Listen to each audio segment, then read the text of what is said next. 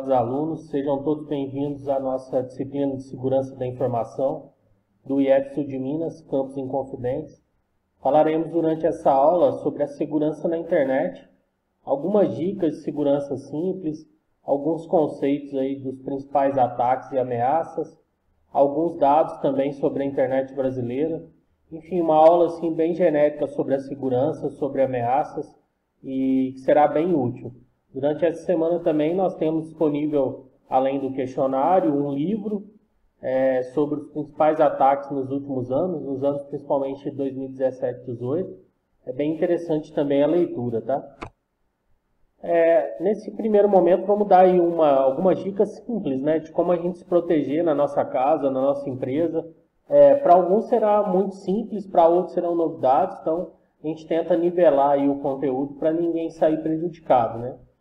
Primeiro conceito, bloqueio pop-ups. Para quem não sabe o que é pop-up, é aquela janela que se abre quando você dá um clique e abre uma outra janela, né? Então muitas vezes são propagandas indesejadas, são páginas fraudulentas que tentam roubar seus dados, ou até mesmo algumas ameaças escondidas, né? Assim como em muitos casos, também são páginas realmente reais. Alguns sites necessitam do pop-up, às vezes até para uma verificação de segurança. Então é sempre bom ficar de olho nesse conceito. Não seja amigável demais, ou seja, não aceite tudo que vem da internet, né? Nem sempre, principalmente hoje em dia com os ataques aí de redes sociais, questão até mesmo de sequestro, estupro, roubo de dados, etc. Cuidado ao clicar em links no Twitter e Facebook, principalmente Facebook, né? Tem muito link, muita corrente, muito mensagem aí que o pessoal mais novo odeia, né? Aquelas de bom dia, de tia, de rosas e assim por diante. Então é sempre bom ficar de olho nesse conceito também, porque geralmente os ataques fraudulentos, eles aproveitam do que está mais em evidência no momento. Por exemplo, morreu um cantor famoso. Então eles aproveitam até dessa insensibilidade, podemos dizer assim, né, do momento, para espalhar notícias falsas. Então cuidado ao abrir link. Presentes gratuitos online, na verdade, quase nunca são gratuitos, né? Você ganhou alguma coisa, aparece uma janela piscante lá no seu navegador, você pega e clica, direciona para outra coisa, que você tem que cadastrar seu cartão, cadastrar seus dados. Então, quase nunca é verdade, né? Esmola demais, o santo desconfia. Cuidado ao acessar o Wi-Fi de rede pública, né? O Wi-Fi público. Mantenha sempre seu antivírus atualizado aí no computador e no celular também, que é a próxima dica, né? Atualize. Então, a cada instante saem novas ameaças, saem novas versões de software, novas versões de apps, né? De apps aí para celular. Então, sempre pode haver algum tipo de vulnerabilidade e assim por diante. Então, atualize sempre seus recursos computacionais. Por mais que o celular hoje em dia seja uma forma segura, é recomendado até em muitos casos, operações mais sigilosas, assim, a utilização do computador. Não armazene senha nos navegadores, por mais que é também chato, né, ficar digitando, às vezes dá uma preguiça. É recomendado não armazenar essas senhas no seu navegador, para tentar dificultar um pouquinho qualquer tipo de ataque. Isso que eu estou falando também serve para o ambiente empresarial, tá? Nunca abre mensagem de remetentes desconhecidos. Às vezes você recebe lá você deve em tal loja, por exemplo. Você tem uma conta aberta na Claro. Só que você nunca foi cliente Claro, por exemplo.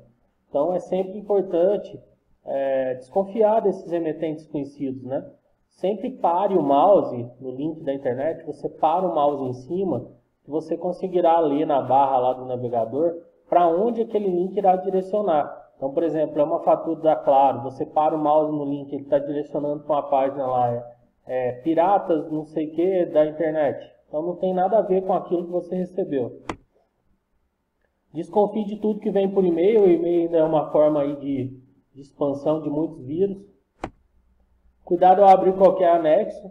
Como eu disse aí, sempre pare o mouse lá em cima do anexo, veja para onde ele vai direcionar, uma dica importante. A mais importante de todas, use o bom senso, não caia em qualquer anúncio, em qualquer cilada, em qualquer tipo de propaganda enganosa. Sempre desconfie de tudo. Fica até meio sinistro assim, nessa questão da segurança da informação, mas é bem por esse lado mesmo. Devemos sempre desconfiar. Não instale software suspeito, mesmo os plugins. Esse já fala por si só, né? Falando aí um pouquinho então das dicas de segurança da Bitdefender. A Bitdefender, para quem não sabe, é uma empresa aí que vende antivírus e entre outras soluções aí para segurança da informação. Então eles dão alguns links assim, algumas dicas importantes aí para o nosso dia a dia. Cuidado ao clicar em links. Não acredite em uma mensagem. Não acredite sempre em uma mensagem se realmente no que ela diz, né? Sempre desconfie dessas mensagens, como eu dei o exemplo da conta, por exemplo, da Claro. Para evitar que você entregue o endereço de e-mail de seus amigos, não permita que serviços de redes sociais examine o seu catálogo de endereço. Aquela parte da sincronização, né? Também é uma dica que eles dão aí para não permitir. Digite o endereço do seu site de rede social diretamente no seu navegador, ou use seus marcadores pessoais, seus favoritos. Seja seletivo para aceitar amigos em redes sociais.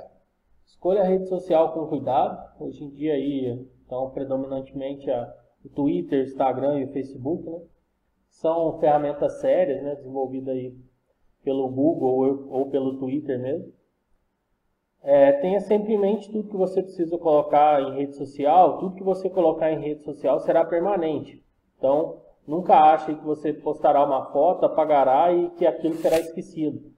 O que está na internet é eterno, infelizmente. Devemos tomar cuidado também no que a gente expõe, né? E tenha cuidado ao adicionar aplicativos adicionais no site e no celular também. Vamos falar um pouquinho aqui da Deep Web, que é um conteúdo aí que não foi abordado na nossa apostila formalmente, mas é interessante como dica de segurança. Para quem nunca ouviu falar, a Deep Web é como se fosse a internet profunda. Então a parte aí da internet que a gente consegue visualizar é essa aqui em cima, o Visible Web, e a Deep Web ainda tem toda uma camada abaixo do que é visível. A internet ela é dividida por camadas, tá? Propriamente dita mesmo. São 7 camadas que é possível navegar, né? A gente somente navega na primeira. O restante da Deep Web fica oculta, os navegadores não conseguem chegar até ela. A Deep Web em si, como eu disse, muita gente fala aí que a internet é um oceano, né?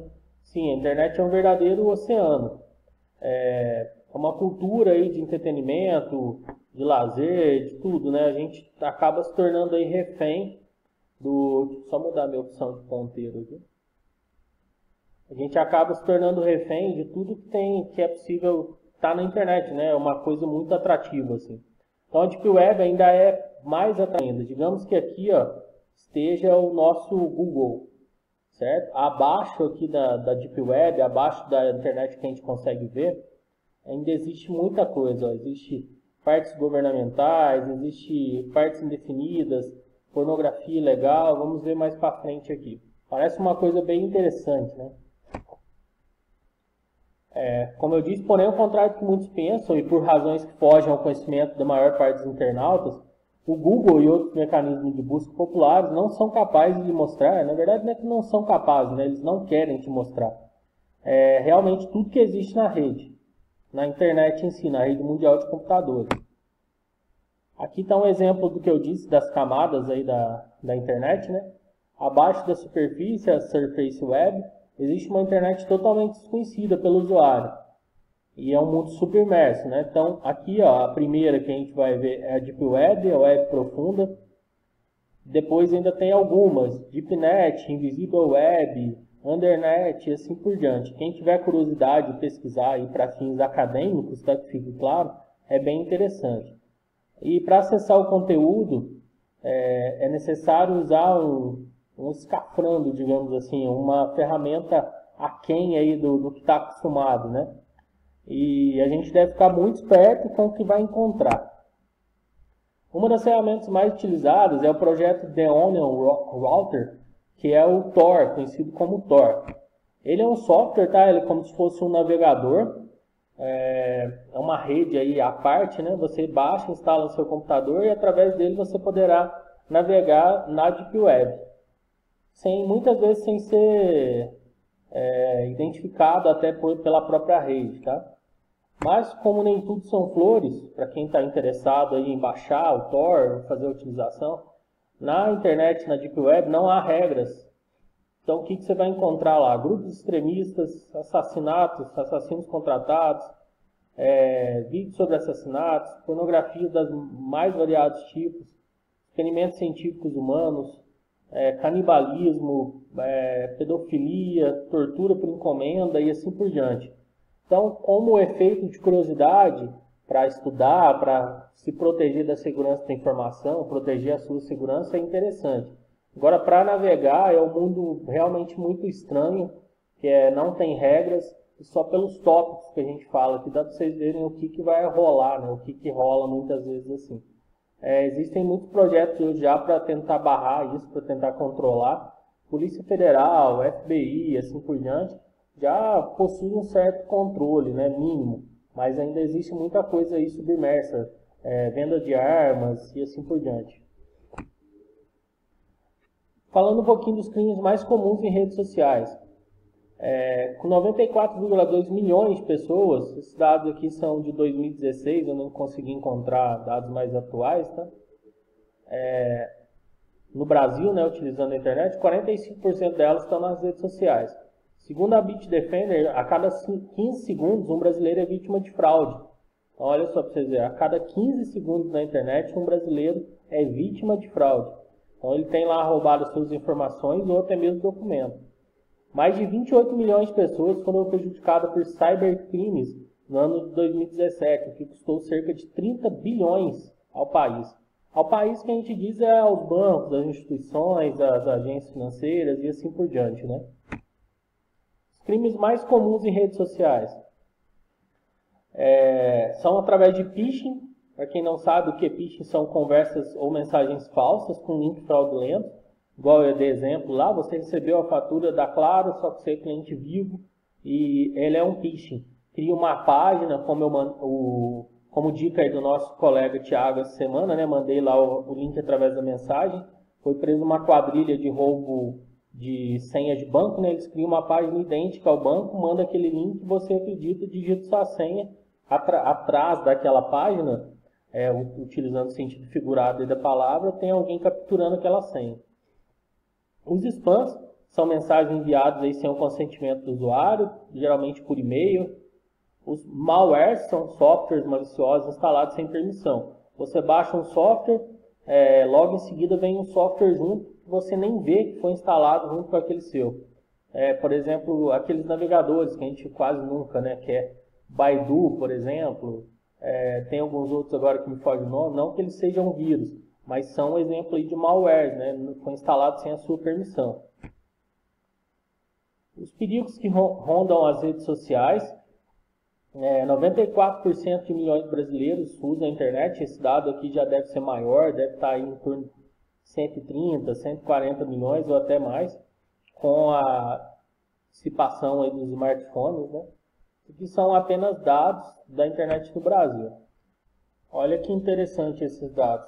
A cada minuto do dia, 100 mil tweets são enviados, aproximadamente 690.500 conteúdos são expostos no Facebook, 48 horas de vídeo são vistos no YouTube a cada minuto, 3.600 fotos são compartilhadas no Instagram, 571 websites são criados. Olha o tamanho que é a internet. Só para vocês terem noção do que a gente está lidando, né? Você imagina ter a segurança, ter o controle de segurança sobre tudo isso. É praticamente impossível, né? Mas as equipes aí de tecnologia da informação dão aí a vida para que isso ocorra, né? Para que seus dados sejam protegidos lá no seu banco, seu suado dinheiro. Falando os crimes virtuais mais praticados em redes sociais. Então, o primeiro deles é o phishing. O que é um phishing? Como eu já disse anteriormente, né? São conversas ou mensagens falsas com links fraudulentos. O que é? O objetivo é pescar suas informações, né? Capturar suas informações e dados pessoais. O número de casos de phishing cresceu 59% no ano passado. Os prejuízos causados por phishing no mundo atingiram cerca de 1,5 bilhões de dólares. O Brasil está entre os 5 países com maior frequência de ataques de phishing, ou seja, de dados fraudulentos, né, de mensagens falsas, páginas falsas e assim por diante. O spam também é uma das maneiras aí mais encontradas de ataque em redes sociais e também fora da rede social, né, ambientes computacionais. São mensagens eletrônicas com links maliciosos e enviadas sem consentimento do usuário. Geralmente são despachados por um grande número de pessoas, então é um ataque, assim, digamos, em massa, né? Vai um e-mail para muitas pessoas. O que ele quer? Disseminar conteúdos mais agressivos, os malwares, e obter informações pessoais. Um usuário perde de 5 a 10 segundos para reconhecer, selecionar e apagar um spam, o que pode ser facilmente transformado em 10 a 15 minutos diários. Então, dependendo da quantidade de e-mail que você recebe, da quantidade de e-mail que você possui, né, de contas de e-mail, você pode perder até 10 a 15 minutos diários somente identificando que aquilo é um spam. E queira Deus que você realmente identifique, né, que não caia aí em uma armadilha. Os malwares, o que são? Software maliciosos instalados sem o consentimento. Os principais tipos de malware são os vírus, o worms e os cavalos de Troia, que a gente vai falar aqui nos próximos slides. Os vírus são os mais conhecidos, né? O conceito mais conhecido aí de ameaça a um ambiente computacional.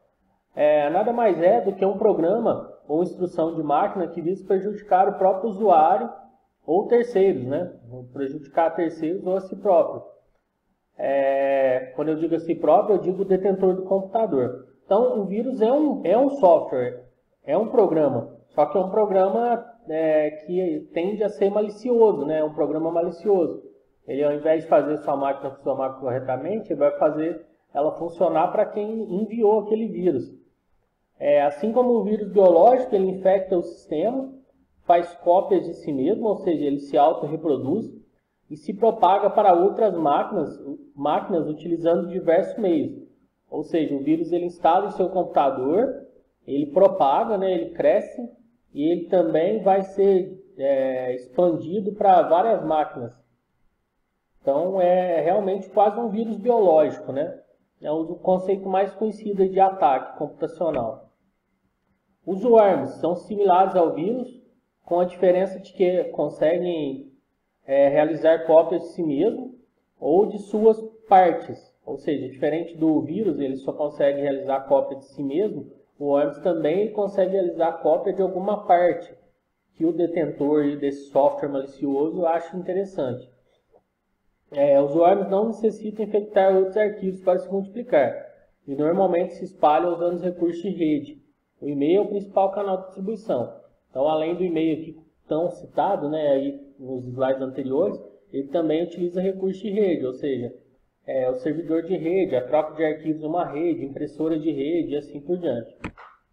O cavalo de Troia, aqui tem um conceito histórico, né, para quem não conhece, o cavalo de Troia era uma guerra entre gregos e troianos e foi enviado um cavalo, achava que era um presente de paz, estava cheio de soldados dentro do cavalo que na madrugada atacaram. Não sou tão forte assim em história, quem tiver interesse pode pesquisar. O cavalo de Troia ele segue o mesmo conceito, é um programa que parece ser útil, mas na verdade ele vai causar danos ao seu computador.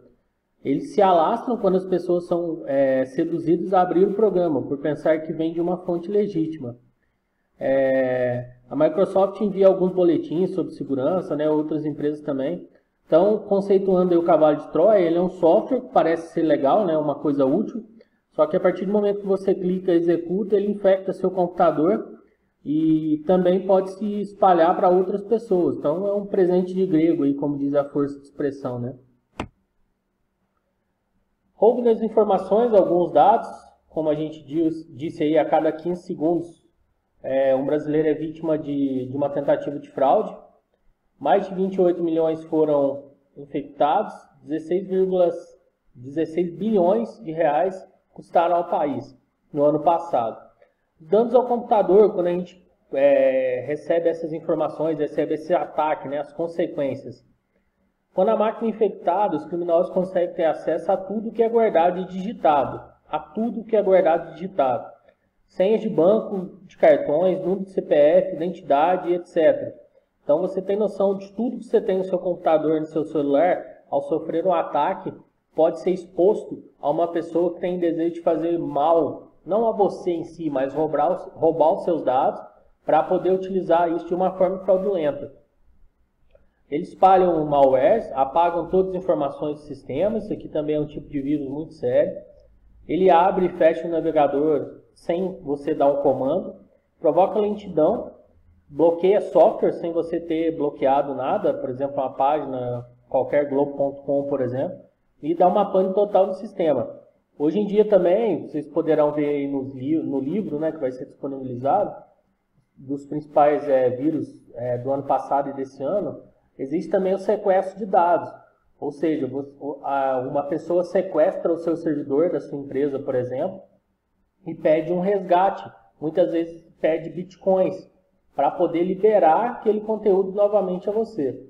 Por isso que é tão importante as empresas terem uma cópia de segurança, como falo na apostila, uma redundância de sistema, a cloud computing, né, que é o servidor nas nuvens, aí os dados nas nuvens. Então é por isso ter sempre esse espelhamento dos dados, ou seja, a cópia de segurança. Também falaremos aí na próxima aula, né? Então existe também hoje em dia o sequestro de dados, para quem não sabe. Os golpes mais famosos em redes sociais. Então, por exemplo, aqui a gente cita o Facebook. Tem mais ou menos aí 1,1 bilhão de usuários ativos por dia. Aqui são alguns dados, tá? Não há necessidade de ler tudo. Depois vocês podem pausar aí o vídeo e ler. Da grandeza aí do Facebook. E os principais golpes são notícias sobre morte de celebridades. Essa bomba, né? Não sei por que tanta curiosidade em alguém que morreu. Acho a psicologia explica, Freud explica, Nietzsche explica. É um dos vírus aí mais comuns, né? Da forma mais comum de espalhar notícia falsa. Celebridade morreu, Silvio Santos morreu, por exemplo. Fotos polêmicas ou escandalosas. Você viu o que falaram sobre você. A curiosidade também atiça muito o golpe. Descubra quem visitou, te deletou, te bloqueou. Mude a cor do seu Facebook. É uma das coisas mais inúteis que eu já vi na vida, mas mesmo assim tem gente que ainda quer mudar a cor do Facebook e cai em algum tipo de golpe. Aqui os principais golpes no Twitter, que também são dados do Twitter, né? De 2013, é bem difícil encontrar esses dados dessas empresas, que eles tentam assim, mascarar ao máximo, não sei se é por sigilo ou por valorização da empresa, alguma coisa desse tipo. O principal golpe são links maliciosos enviados por direct mensagem, né, mensagem direta, e assista o seu vídeo no Facebook, por exemplo. Então, te manda um vídeo direto, né, de uma forma direta, falando sobre você, você clica, na verdade não é nada, é um vírus. YouTube, que também é a grandeza do YouTube, vírus enviado por e-mail. Um amigo enviou um vídeo do YouTube. Cuidado com o link duvidoso. Como eu disse, pare sempre o mouse em cima do link. Veja para qual URL, para qual endereço aquilo será direcionado e assim por diante. Se você não será direcionado por YouTube, não há motivo de você clicar nesse link. Aqui o Instagram, também aqui os dados do Instagram, perfis falsos que atraem para fraudes virtuais, com links suspeitos no perfis ou em sites. Muitas vezes vendas, né? Perfis aí com vendas de importados a preço irrisórios, e o pessoal compra, acredita, acha que vai ser ressarcido e nunca mais vê nenhum produto e nem o dinheiro. O Tumblr, que já está um pouco aí em desuso, mas muita gente ainda usa, né? Que os dados também. Mensagem publicada no Tumblr por falsa organização. Oferece 8.000 contas de usuário à vontade. Então também oferece aí muitas vantagens, né, em redes sociais. Os links maliciosos, para a gente encerrar aqui nossa videoaula. Quais os tipos aí de links mais maliciosos na internet, né? Como que eles são propagados? Banners e anúncios publicitários, vamos por exemplo, clique aqui para obter um desconto. Pornografia, muita gente gosta, né? Mas também, até nisso você tem que saber o site que você está utilizando. E as redes sociais, são os tipos aí mais comuns. Então o que buscam, o que o usuário busca aí na internet e o que atrai ele a a esses links maliciosos. 31% busca entretenimento, 22% em buscadores, que é a forma de dissipação. 21% desses vírus, links maliciosos, estão nas mídias sociais, 14% em pornografia e 2% em banners e anúncios publicitários. Então isso aqui é muito interessante, ó, até como forma de proteção para nós, né? Então no entretenimento é a maior forma, maior propagação de expansão de links maliciosos. Tá ok, pessoal? Fiquem com Deus, uma ótima semana aí, bons estudos, um forte abraço.